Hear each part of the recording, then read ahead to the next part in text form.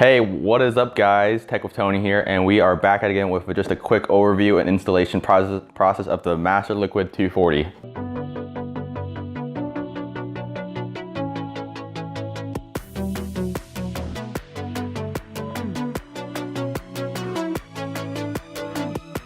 Here we just have the box right here. We're just gonna open it up and see what's inside. See here we have the two fans right here. That's gonna be on the radiator. I'll probably be using these for the computer I'll be putting it in. We have two silica packs right here, not gamer fuel I said before. And we have the actual radiator here. It's a 240 rad as mentioned in the name.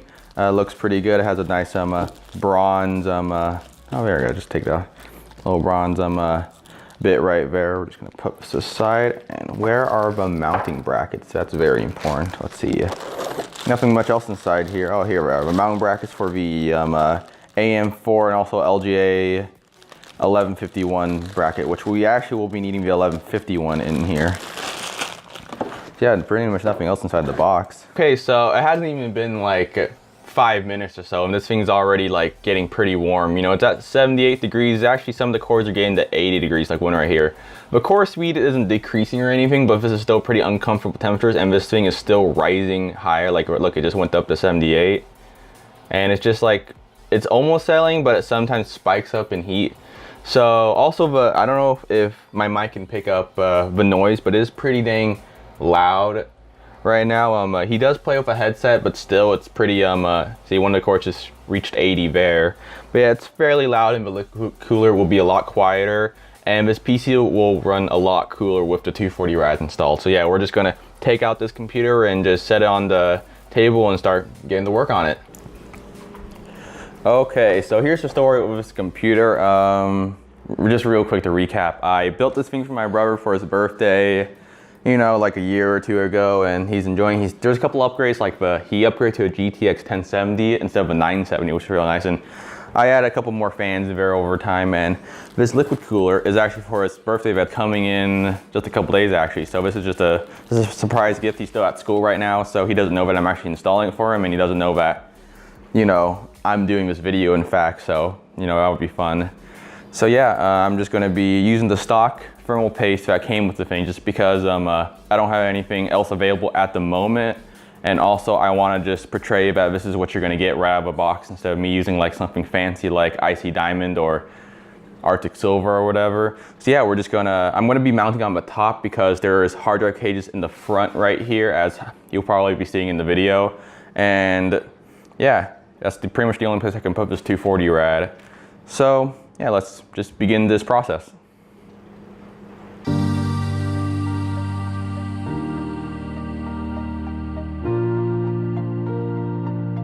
It's the stock cooler that we're going to be getting rid of. It's been working pretty good for him, but it just I think it's a mixture of the thermal paste just kind of getting old, since we used the stock one for this thing as well, and also just it being just a stock cooler. So yeah, we're going to be replacing this with the 240 rad. As you can see, that we're going to be mounting it up above here. Since we have all these hard drive cages out here, we can't remove them. So yeah, it's going to be mounted right here, and we're just going to route the tubing, I think, just around here onto here.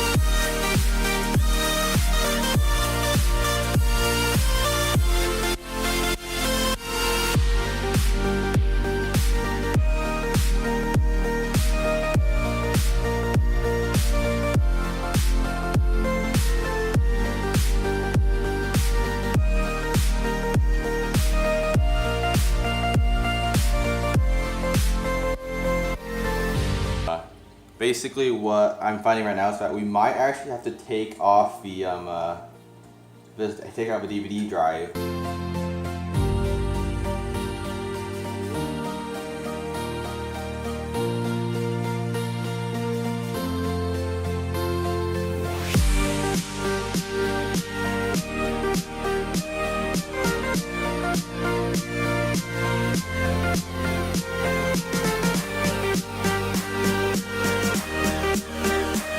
Okay, so I might have just made like a redonkulous goof right here. Is that you can actually just, it fits in just fine, I think it, just by flipping this the other way around, which I didn't really want to do that because I wanted to keep this fan here, but if I did it the other way around, it actually still would not fit because this little bit of the hard drive cage, or not hard drive cage, just cage right here, will still knock into here, this thing like that. So yeah, it's gonna have to actually just be flipped around. I basically just made a goof, a pretty large one, and I kind of wasted some time doing that, but you know, whatever, I'm just gonna probably, I might swap it back, but we'll just see.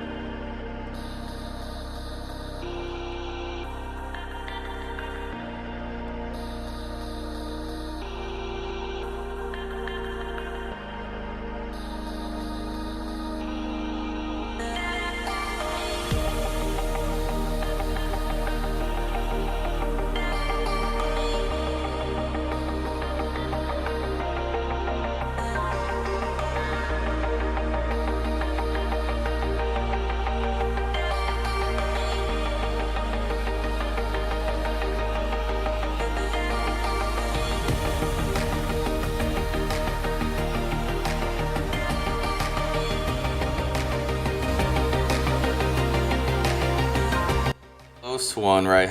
Yeah, this was a close one right here. I almost forgot to do this. Just bam, crisis averted. You see, with Tech with Tony, we're downright professionals here.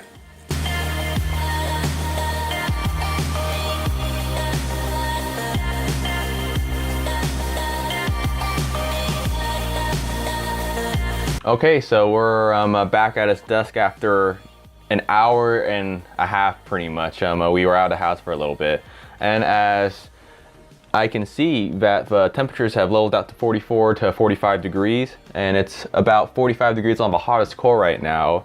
Of course, no thermal throttling, unlike, well, previously there wasn't any thermal throttling, but the noise and the temperatures are at a very, very manageable level, and I cannot complain about it whatsoever. I don't know if my mic right here can pick it up, but you really can't hear it too much at all. Before it was, you could hear pretty many fans going around inside, and I actually disconnected some of them because I didn't really need them, and they were just kind of in the way, so I just, you know, tossed them. Yeah, would I recommend the CPU cooler? Yes, for if you were just starting out a pre-built, or, you know, just starting a new build out. I had a lot of trouble just getting it in while the motherboard was inside, which, you know, was kind of my fault for doing so, but I've had other CPU coolers, like from Corsair, that are a lot easier if the motherboard was already installed. Like for my X99 build that I did a while ago, it was a lot easier to do so while I was in there. So I would recommend taking out the motherboard first if you already have built the computer, but if you did, you know, already built, like, have all the parts already, like, out in the open, out of the boxes, it shouldn't be too much of a hassle. I only paid $70 for everything with mail and rebate, so I paid $80 and got $10 back from Cooler Master. So for the price, I would say it's a pretty good deal. I really can't complain about the quality. The tubing's a little stiff, the fans are nice and quiet, the pump is extremely quiet. It's very, I can barely hear it. So yeah, I would recommend this. So like the video if you liked it, disliked if you disliked it, subscribe for more content, and thank you for watching Tech with Tony.